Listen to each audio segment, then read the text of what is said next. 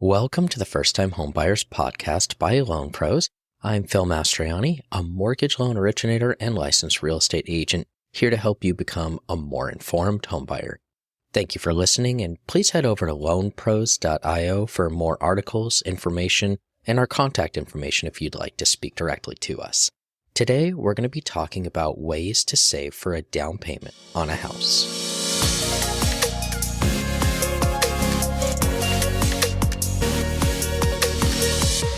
Saving up for a down payment on a house can seem like an impossible task, but there are ways to make it happen.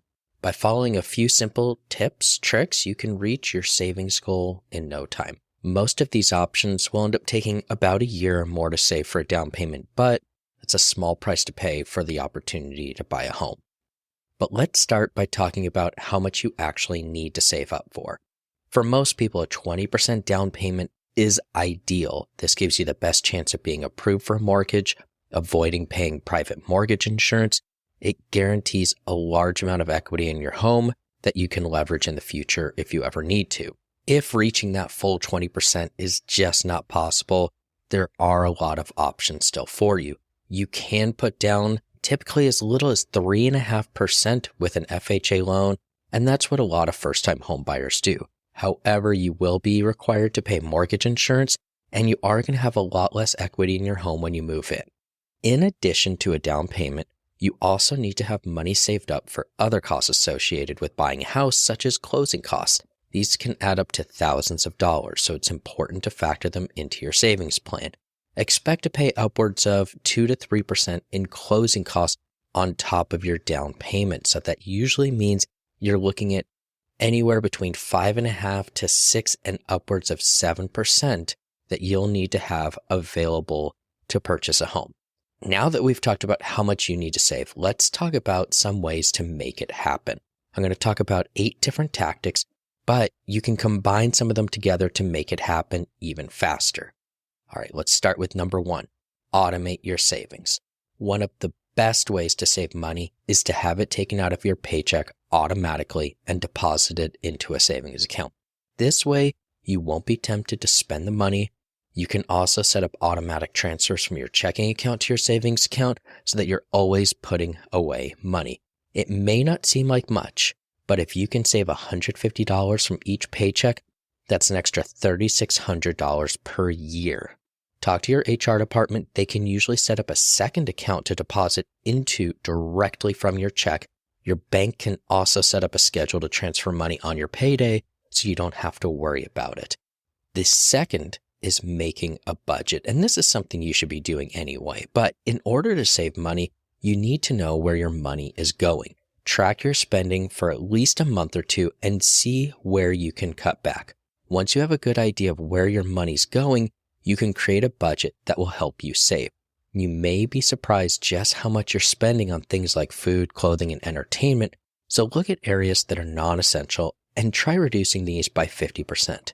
Employ the automated transfers to a savings account in the amount that you cut from your budget so you aren't tempted to spend it.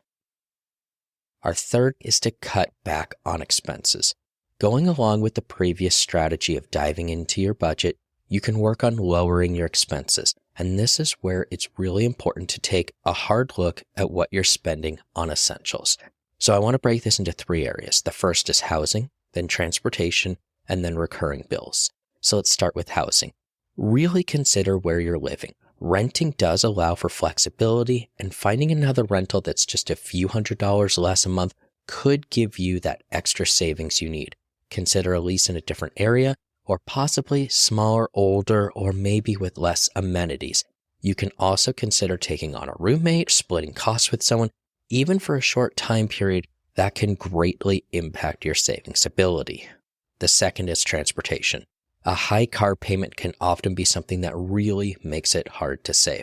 There's a trade-off between a reliable car that doesn't require a lot of maintenance and an older used car. If you have a high car payment, you do have a couple options. If you've increased your credit since you purchased, you can look into refinancing your car. This is lowering your payments by $100 or more. That can be thousands saved per year. You can consider trading in your maybe larger vehicle if you've got a big truck or SUV and you don't really need it. look at maybe a compact, high mile per gallon car. Not only will this lower your monthly payments, but you should see a decrease in your costs for gas and your car insurance. Let's talk about some recurring bills. Some of the recurring bills that you can negotiate include your car insurance, renter's insurance, your cell phone bill, and your cable and internet. These are all services that you can call and talk to customer service about lowering your bill, and there are likely competitors that you can use that you can shop for cost. Oftentimes, if you threaten to leave for a competitor, they'll work with you to keep your business and they will lower their costs. As far as recurring entertainment costs, really decide how many streaming services you need. Do you pay for a monthly gym membership that you just don't use? The best thing to do is pull your credit card and bank statements for the last month or two, look at those recurring charges, and just choose some to try to get rid of.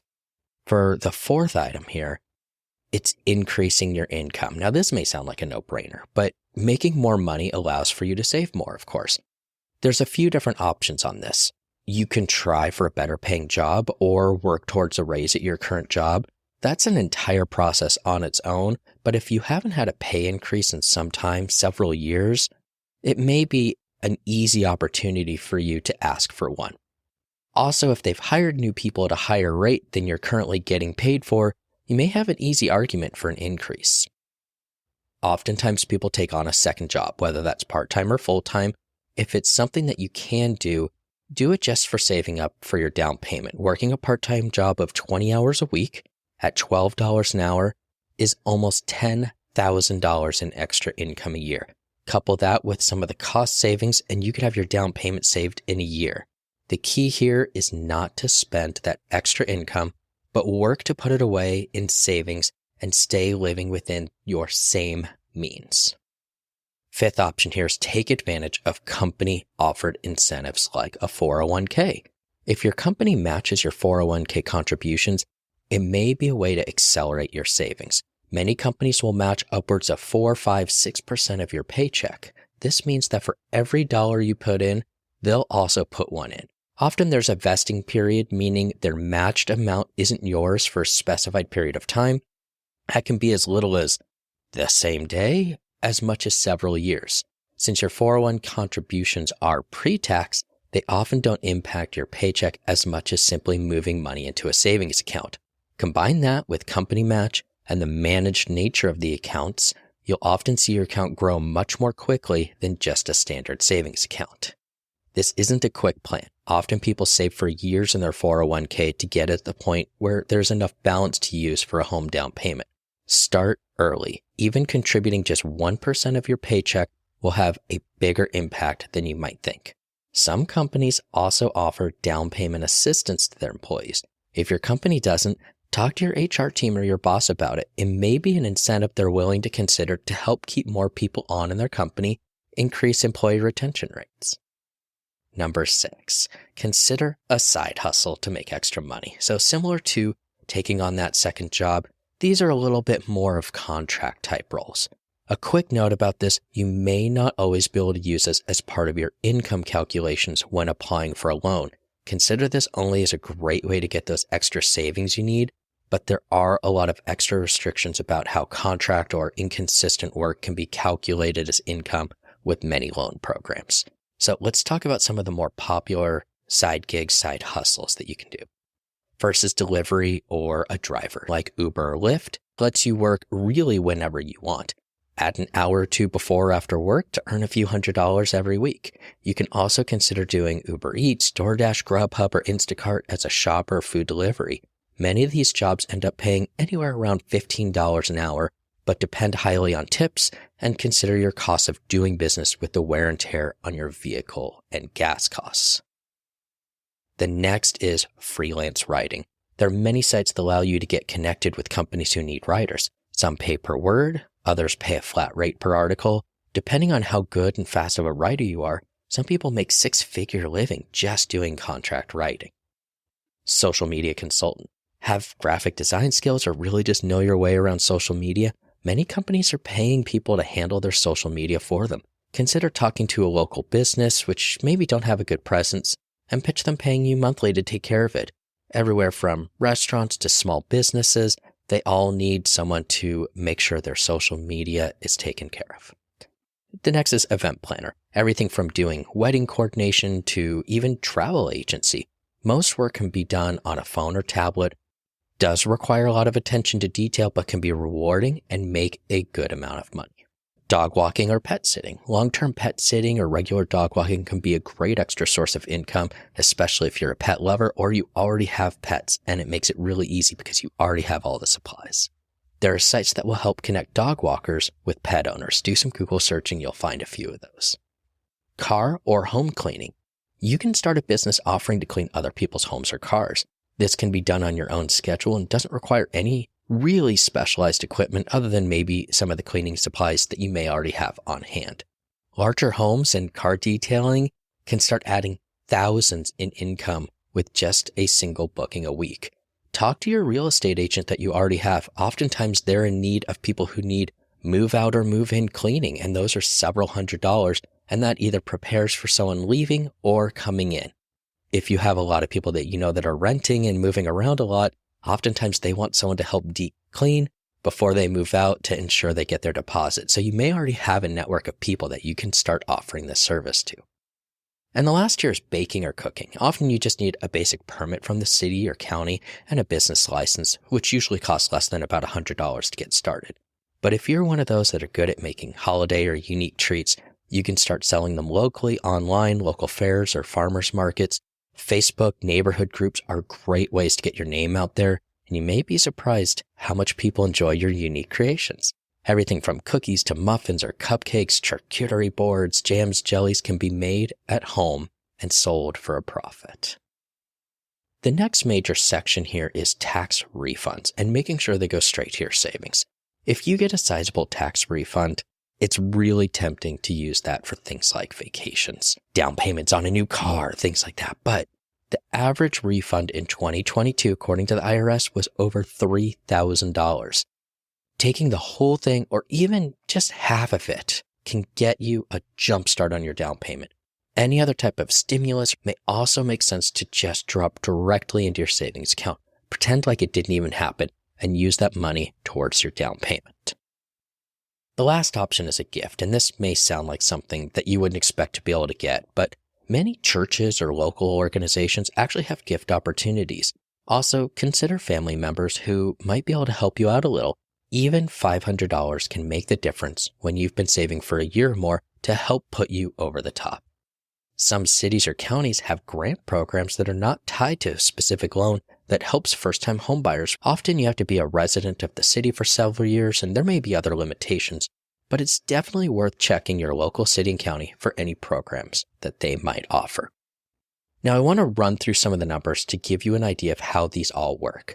Let's say you were able to save 2 years of tax refunds. That would give you, on average, $6,000 in savings without impacting your lifestyle, right? No budget cuts, anything like that. But if you were able to cut $100 per month from your expenses, that would give you an extra $1,200 a year. And now that puts you at $7,200 in a 12-month period that you were able to save. If you could put away $150 per paycheck, that would be another $3,600 to your savings in just 1 year, which would put you at $10,800 in savings in just 1 year. If you were able to add in a part-time job, that's an extra $10,000 in a year, and you now would have over $20,000 in savings. That would be about as much as you would need for a down payment and closing costs on about a $300,000 to $350,000 home. All of this in a single year. If you were able to do that for 2 years, you would be able to save nearly $40,000 to put down on a home. There are many creative ways to come up with down payment for your first home. You just have to get a little bit creative and resourceful, find what will work best for you and your situation. It doesn't hurt to ask others how they save for their down payment to get other ideas as well. Just remember, the sooner you start saving, the sooner you'll be able to call your house your home. Thanks so much for listening, and please head over to loanpros.io to see more information, articles, and our contact information.